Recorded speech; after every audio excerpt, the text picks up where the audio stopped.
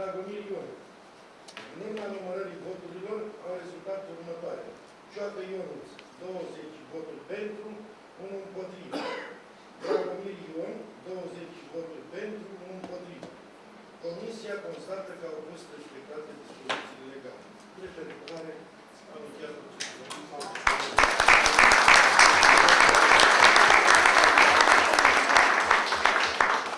Mulțumim, domnule președinte. Îi felicităm pe cei doi viceprimari și le dorim multă putere de muncă pentru că vor avea nevoie. Și o să trecem mai departe la punctul 8 de pe ordinea de zi și doresc să vă informez că potrivit articolului 54 din legea 215 pe 2001 republicată privind administrația publică locală cu modificările și completările ulterioare, Consiliul Local alege din rândul membrilor săi, pe durata mandatului, comisii de specialitate pe diferite domenii de activitate. Din aceste comisii nu poate face parte primarul. Ținând seama de specificul și nevoile localității noastre, vă propun ca la nivelul Consiliului Local să alegem 5 comisii, compuse din câte 5 consilieri, pe următoarele domenii. Comisia pentru Administrația Publică Locală, Juridic și de Disciplină, Comisia Buget, Finanțe, Administrarea Domeniului Public și Privat, Comisia de Servicii Publice, Muncă și Protecție Socială, Comisia de Învățământ, Sănătate, Social, Cultură, Sportive, Culte și Familie, Comisia de Urbanism și Amenajarea Teritoriului, Protecției Mediului, Agricultură și Turism. Supun la vot aceste propuneri. Cine este pentru? Împotrivă? Se abține cineva? Mulțumesc în unanimitate. Și acum aș dori să facem propuneri privind componența nominală a fiecărei comisii. Și vom începe cu prima comisie, Administrație Publică Locală, Juridic și de Disciplină. Da, domnul Clement. Partidul Social Democrat propune în Comisia de Administrație și Juridic pe domnul Dragomir Ion, Neacșu Lucian, Ionescu Liviu. Mulțumesc. Alte propuneri? Din partea grupului de consiliere al Partidului Național Liberal, propunerea noastră este doamna Ciulacu Mirela și domnul Țigănilă Tărciu. Mulțumesc. Alte propuneri? Mulțumesc. Trecem mai departe la vot. Să supunem la vot pentru această comisie. Cine este pentru ea să funcționeze în această componență? Împotrivă? Se abține cineva? Mulțumesc și îi felicităm pe primii componenți ai primei comisii. Trecem la a doua comisie, Comisia de Buget, Finanțe, Administrarea Domeniului Public și Privat. Propuneri? Da, domnul Ilie Clement, poftiți? Partidul Social Democrat propune următorii consilieri. Cioată Ionuț, Sândulescu Petronela și Madu Ionuț. Mulțumesc. Alte propuneri?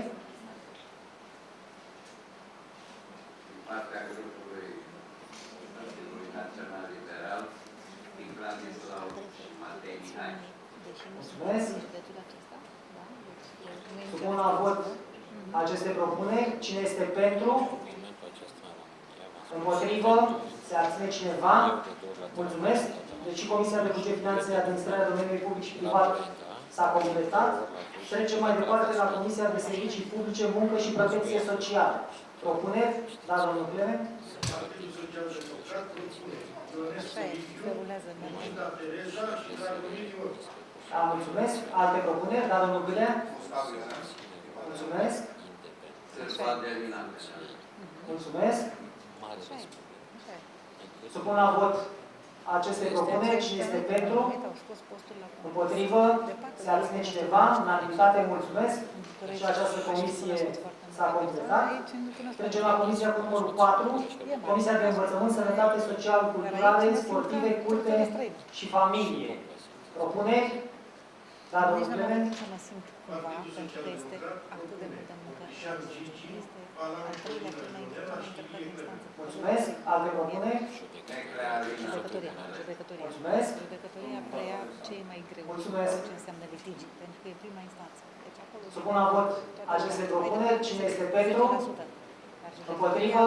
Se abține cineva? Mulțumesc, unanimitate. Și această comisie s-a completat. Și ultima comisie, dar nu cea de urmă, Comisia de Urbanism și Amenajarea Teritoriului, Protecției Mediului, Agricultură și Turism. Propuneri? Da. Domnul Clement? Neac și Lucia, Sfântul Muntică, Sândulescu, Petronela. Mulțumesc. Alte propuneri? Angelescu, Adrian. Mulțumesc. Mulțumesc. Supun la vot aceste propuneri. Cine este pentru? Împotrivă? Se abține cineva? Mulțumesc. Și această comisie s-a completat. Și cu asta ne apropiem de sfârșit. Dau cuvântul domnului primar, vrea să vă spună. Domnilor consilieri, așa cum s-a spus în campanie, primarul își începe ziua cu o vacanță și tot a spus dumneavoastră veți începe nou mandat cu muncă. V-aș ruga ca mâine veți fi convocați de către Serviciul de Specialitate. Mâine vor fi comisiile pentru aprobarea primelor hotărâri de Consiliu, pentru ca miercuri, în timpul legal, la 5 zile de la finalizarea comisiilor, miercuri să avem ședință ordinară. Cu toții sau consilierii vechi știu, în luna martie, din vari motive, n-am mai putut ține nicio ședință, devenise o campanie electorală pe față mai, și în luna iunie, datorită acestor, eu știu, întârzieri legislative, a făcut imposibil să ținem mai devreme de sfârșit de lună.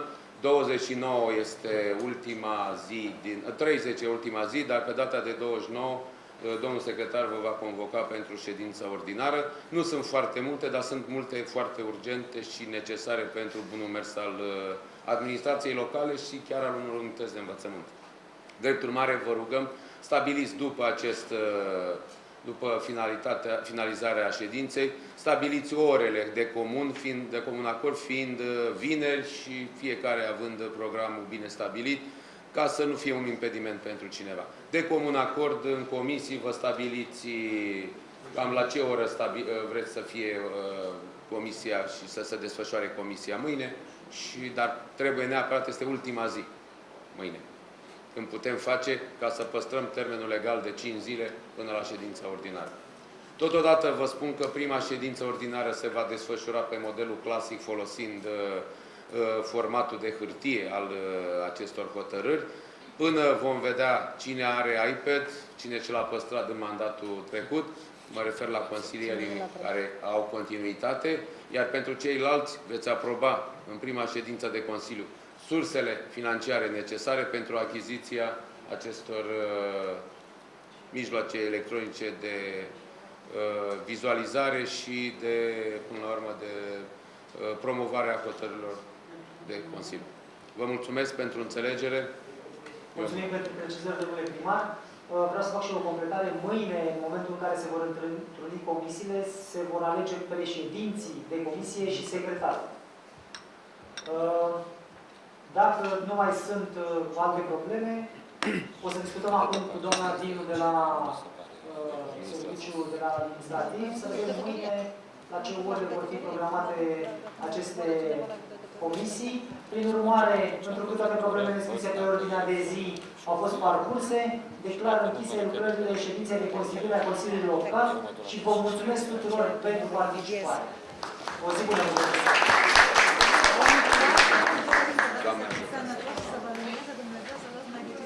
Doamne ajută, vă mulțumesc,